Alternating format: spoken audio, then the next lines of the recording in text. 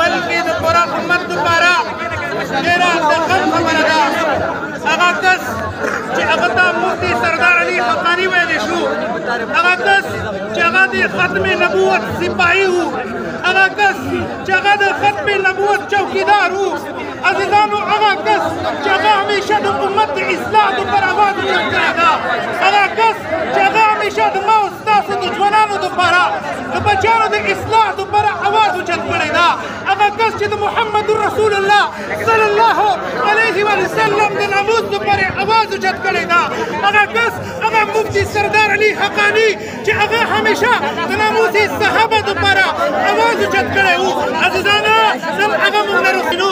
عزیزانو، هغه کس چې هغه یو مبلغ و، مقرر هم و، داعي هم و، یو مصلح هم و، یو مجاهد هم و. نن ممکن نشته دی. ټول دعا وکړئ چې رب کریم د هغه قبر برابر کړي. ټول دعا وکړئ چې الله تبارک وتعالی د آخرت ښایسته کړي.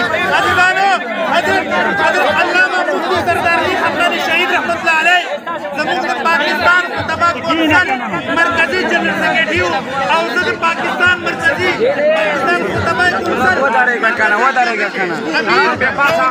امیر او نایب په حیثیت سره زه اعلان کوم چې انشاءالله موږ د مفتي صاحب هغه